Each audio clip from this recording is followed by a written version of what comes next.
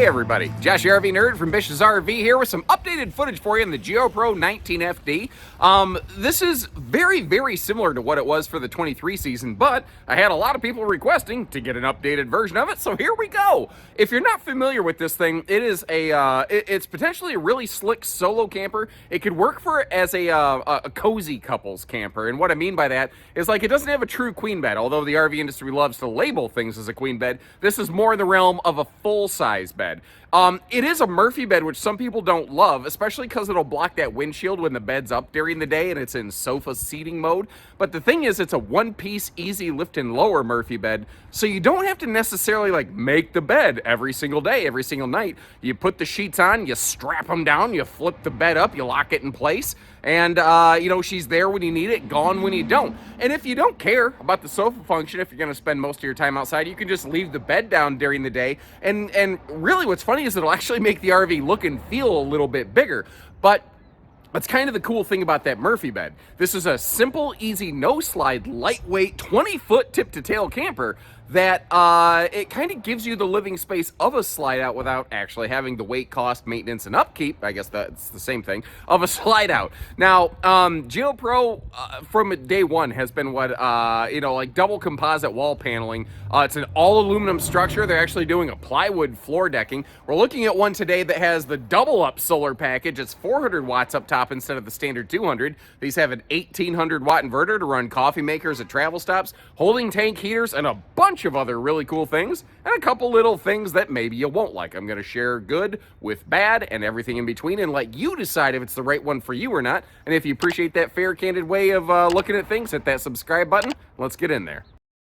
So when in doubt, sit it out. This is kind of the view from the Murphy sofa. If you're stuck inside for a while, or if you just feel like getting away from the hot summer sun and taking a little bit of a midday siesta, which is something my family always practices when we go camping, this is kind of what you're looking at here. Now, in a small camper like this, entertainment options are often pretty limited.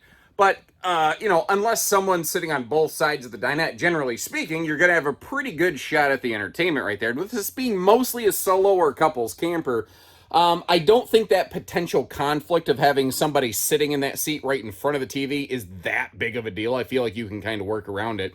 But one of the interesting things that you might pick up if you watch our Geo Pro factory tour is that dinette is actually even a welded aluminum cage. Anything that Rockwood builds in-house that's going to be load-bearing, they always do that, basically. Now, you may have also noticed this one has really nice window coverage. A lot of times little campers like this, you don't think about that, because you don't see one giant picture window. And you may notice they actually do include the privacy shade in the door. They've been doing that longer than just about anybody, actually. Now, another interesting thing you might learn about in our factory tour is how they build their roofing, because it's very different from industry standard. The RV actually, it has a 6.5-foot height at the apex of that barrel, and I'm not using a fisheye wide-angle lens or anything. It's a little bit shorter on the sidewall, though. Most of the time, walking around the RV, that's not going to cause any problems. When I get in the shower, that might be a horse of a different color. Now, they do use a full power, you could call it 13,500 BTU roof air. They use a low-profile air. I'll give you a look at that up on the roof later in the video, in case you're curious. Now, the black box over here above the television, that is the solar charge controller. It's 30 amp. It is a PWM controller, which isn't the most efficient variety, but they also offer a big heavier-duty solar package, basically, that called the power package that you can potentially get with these. Now, you might notice that wooden box there under the dinette. Considering this is mostly a 1 or 2 person dinette, that shouldn't be too much of an issue for legroom. They do let half the table bracket against the side of the RV. So if you need to push down or if you bump the table sideways, it's very sturdy and stable. It's not going to go flying all over the place. And that can fold down into a little sleeper. I'll probably give you a little bit of a look at that in a few minutes here. Over here in the kitchen, they're doing, they're doing everything they can. So you do have a factory standard traditional microwave up top. You can upgrade that to an electric convection oven if you're so inclined. And this is a 12-volt fridge with separate freezer. I never remember the number. I don't remember if that's 5.3 or 5.7 cubic foot. But they also include just a hard refrigerator off switch. So if the RV's in storage for a while, you can just do one extra thing to make sure that your batteries don't get eaten up and cannibalized or anything like that. And the oven over here used to be optional, but has become standard. But notice too, they're using the bigger variety of ovens in these. That's a I mean, so many bigger trailers just aren't even doing ovens anymore. And here in their smallest segment, they're still standardizing ovens in these. Again, their whole goal with these at Rockwood is to always do everything they possibly can effectively. Now, our cabinetry here is something that has been upgraded on Geo Pros over the years. These used to be these little miters, basically, they were kind of rattling apart. So they do all the same hardwood framed cabinet doors on this, and it is all pocket screwed lumber core cabinetry on this, just like you'd find on their bigger ones. And here's a little pro tip for you from your Uncle Josh. If you're tired of your window shade drawstring dangling down in the sink, just tie it around the blinds a little bit, and then it's up out of the way, and it works just like a charm. What do you think about this, by the way? Because this RV has painfully little countertop space. It doesn't have a ton in the way of prep room, so you're really relying on that stovetop cover, but it is a full-size stove, and they do give us a larger square-style sink. You do have a folding countertop extension here, which can be very helpful, but you got to make sure you put that sucker down if you're going to fold down the Murphy bed. Now, as we swing our way around over here, swinger around and around kind of thing, you do have blackout shades on these, which is nice to really help blot out the sun. What's funny is those were on Geo Pros before they were even on a lot of the other bigger Rockwoods. Now, something that's easy to miss, if you look at that, the left side stand that's actually kind of tucked away back there, over in the corner here, you can see this funky little black box. That's actually what's called the remote, basically the control panel for the onboard inverter. Now, most RVs have, well, not most, but a lot of RVs have some level of prep for an inverter, but very few just include one from the factory. Geo Pro has an 1800. Actually, I think Ibex has like a 2000, which is, I think, very cool. But what that means is that every household outlet in this RV could be live powered off the battery, which normally, unless you're plugged into shore power or have a generator, you're not going to get any function of those things. You know what I don't think I've ever done a lot of? Let me actually sit over here at the dinette, because this is actually one of the cool things. When you're sitting over here at the dinette, you have just an awesome view of your campsite, although obviously we have the bug screen on the window making the image look very fuzzy and funny. So, there's all that. Now, this is, I think, one of the really key factors of this RV, whether you really like it or maybe you really don't. The fact that this is a Murphy bed model here, but it's one of the easiest operating Murphy beds in my opinion. Now I'm gonna have to jump you back and forth a couple times into wide angle mode or not wide angle mode to really get a good look at this sucker. But again, you don't have to make the bed every morning. You don't have to make the bed every evening. Everything, it's just a little simpler, a little easier, a little more obvious and direct in the way that it works. You have power outlets on both sides of the bed as well. And again, those are inverter powered. So if you're going to do a Walmart overnight, but you need to run a CPAP machine or something, this is an RV that can do that. Or if you just want a standing fan or something like that, although there's not a whole lot of room around that bed to put a standing fan. And I hope you appreciate facts like I pointed out earlier, this is not a true queen bed. This is more of a full size. I think it's like a 54 by 74, 75, something like that. So it definitely doesn't fall into the queen category. Although if you look at the floor plan print, it says queen bed. It's not. The shade above the front bed, I also like how that has a magnet grab, so it's not dangling down and like bumping you in the head all night or something like that. It's just those simple, easy little creature comfort daily function features on these that I really like. And cosmetically, when you put the bed away, you don't see the mattress sticking out, which I know is something that a lot of people don't like. Now, you may have noticed how I demonstrated it does have a safety lock function. So when you put the bed down, you may have noticed I also really made an effort to push the bed down to make sure it's locked and latched. You can really hear it click into place. If you don't do that, and then you like go to sit up by the headboard area of the bed, you could lawn chair yourself up into that thing, and without help, you could be in serious trouble. That could be a major issue if you don't have any assistance getting out of there.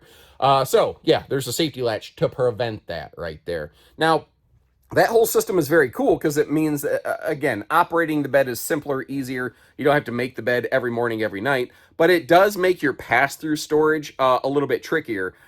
They did create a pass-through cavity under the sofa, so you do have some outside storage and you can access it from inside like we saw, but those are all, some people like that, some people don't. Yeah, sometimes you feel like a nut, sometimes you don't. You know, some people like almond joys because they got nuts, and mounds don't. That's the best way I can say it. Now, all these windows open for airflow a little bit. Oh, you know, you probably heard a funny sound just now, and that was my shoe rubbing against the sofa, but it sounded like I was cracking rats over here. I can't wait for the comment section to be like, yeah, sure, it was your shoe, Josh. It's kind of like, I don't care how old I get, when the ketchup bottle makes the farty sound, I'm gonna laugh. I'm gonna laugh. I'm a Toys R Us kid. I'm never growing up. It's like I'm one of Peter Pan's crew in Neverland. It's just who and how I am, for better, for worse. My wife married me until, I mean, we signed a contract. I think until one of us dies is effectively the agreement. You may have also noticed too, we are carpetless and ventless flooring, so easy cleaning, pet friendly, although you don't have a lot of room for a big dog in here, certainly. We've already kind of looked at all the kitchens, so let's actually, let's start right up top here. Let's crack some of that open, look around at all the storage here. That refrigerator is deceptively deep, because you look at it, it doesn't look like a big fridge. It is deeper than you would expect. And again, speaking of bigger, that oven, you know, they put a big oven in this sucker right here, which is something that, you know, if you're actually going to cook some cookies and biscuits, well, you got a nice big one to be able to do that for you. The thing I often forget to talk about, though, is that big bank of storage cabinets above the dinette. That is very, very handy in this RV because it is a smaller RV. It is very compact. Storage is often one of those things that gets nixed in that case. So it's great that they put whatever they could wherever they could. By the way, that television, that is 12 volt, and that is a smart TV. Now, one of the cool things is I call it 12 volt. It's actually 12 volt and 110. I'm just not sure if it actually comes with the 110 adapter. I've seen some people kind of run into that. It's probably a thing I'm sure you could order off Amazon or somewhere. I don't know. Anyway, now, swinging our way back here, you're probably going to get a look at me because there's a mirrored medicine cabinet directly above this toilet here. But first, one of the cool things in this bathroom, it has some very fluffy, friendly hip, shoulder, elbow room. And even at my height, my head was right in front of that mirrored medicine cabinet, but I wasn't really banging my head on it. Now, I love that they give us the curved shower track right here to give me a little more elbow room. But if you notice the headroom, or rather the lack thereof, if you're a little over 6 foot like me, your head is all the way up in that skylight. Because the RV only has a 6'1" sidewall. So that's just going to be one of those things. You're going to want to have to ask yourself how important that is to you. Now in the shower, I do like that they still include like the, the soap caddy and all that stuff. Now over here, you've got the Shower Miser water saver system. And what this will do is it will recycle water from your water heater into your fresh tank until everything cycles through and gets warm. Now what that means is that every drop of water in your fresh tank is then heated, but when that blue elbow turns white, it's kind of like a Coors Light can when the mountains used to turn blue, you know it's cold. Well, in this case, when the blue elbow turns white like a hypercolor shirt from the 90s, that's when you know the water's warm. One of the other cool things here, they redesigned this bathroom a couple seasons ago, and I think it's much, much better now. We have a big sink over here. We have some really, really good counter space around that as well. And there's a deceptively deep big cabinet right there. We'll get back to that in just a second. One of my favorite things in here, though, is that these are factory standard with the Fajita Friday fume fighting fart fan. They do not use the dollar store 4-inch varieties, which is kind of nice. And I told you you'd probably get a little bit of a look at me in the reflection there. Well, covering that up real quick and showing you the storage that's in there, that's just a generic nice little medicine cabinet. What I said, though, was that this is deceptively deep. I took the product owner's manual and binder, and I shoved them into that thing over there. And you notice how it still fit? That is like dinner plate deep. So if you actually want to use like half of that for, I don't know, towels, half of it for medicine or toiletries or something, it's big enough and deep enough, you can do that. It almost sounded, remember Stuart Smalley and his daily affirmations off Saturday Night Live? Remember, he used to look in the mirror and be like, you're good enough, you're smart enough, and doggone it, people like you. By the way, again, I'm a little over 6 foot tall wearing shoes and hat. I can just slide under that air conditioner, as you can see right there. So good. Other than the shower, daily navigation in the RV is fine, even with the smaller sidewalls. But a shower might be a problem for you. And if I hope you appreciate it, I went out of my way to point that out. One other thing I want to make sure, I want to help you keep your RV out of the service shop, basically. I like to show road mode in my RVs, and usually with a no-slide RV, that kind of goes without saying. But in this case, with the style of Murphy bed they use, you absolutely need to put the bed away for transit, because it actually has a gas shock strut system to make it easier to lift and lower. And even if it's locked in the down position, you bounce this thing enough, and eventually something could break. I've seen people do it. So, if you don't care that it's a Murphy bed, all you have to do is just put the bed away, while you're traveling. Otherwise, you could leave it down. But before you travel on your pre-trip checklist, you need to make sure that thing's in the up and locked position. Another factor that I think relates to this one's popularity is its towability. You do not need a big monster truck or even a half-ton to tow one of these around. These can be a really good fit for like a solid tow package SUV, or even a lot of mid-size pickups. Now, I drive a Ford Maverick, and some people are going to say, well, the Maverick has a 4,000-pound tow rating. This weighs less than 4,000 pounds. That's a good pairing, right? And I don't personally feel it is, because the GVW of this is a little over my max tow rating, so it's not a pairing I would personally recommend myself, but hey, that's kind of just me. While we're over here, though, a couple things. They standardize what they used to call an off-road package, but this is not really a trailer made for really getting severely off-road. Maybe some very light-duty off-pavement, like dirt road kind of stuff, but that's about it. You do have factory standard tire pressure monitoring, which is cool. You can see how your spare tires belly mounted, but also you might notice a sewer hose caddy tube, which is really handy because this doesn't have a traditional rear bumper where you can store some of that stuff. Most bumpers are actually a little too small to store good bayonet fittings off your sewer stuff anyway.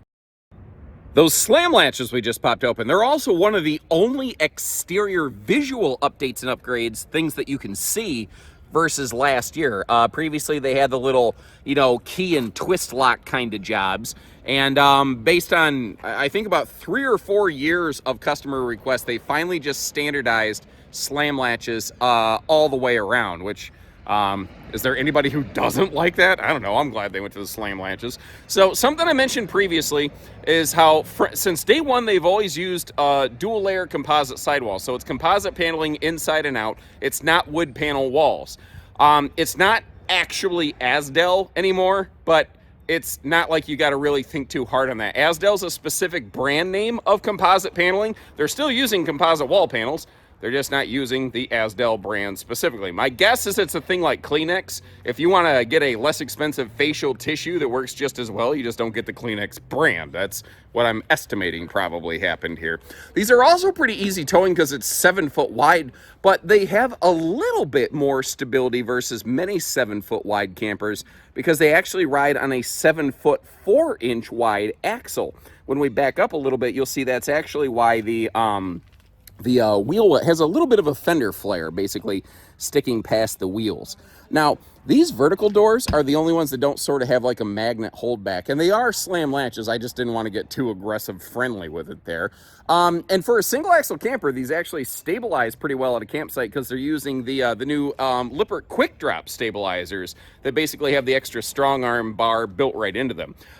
These don't have an enclosed underbelly. They really don't have the capacity for that because the holding tanks are a little bit bigger than like the chassis frame rails effectively, but they do have holding tank heating pads on the holding tanks factory standard on these. And I hope you appreciate the extra clarity and information there because I think when a lot of, for lack of a better way of saying it, agents of the RV industry, when you hear tank heaters, there's this assumption of like 4 seasons camping or something like that. That's not what these are for.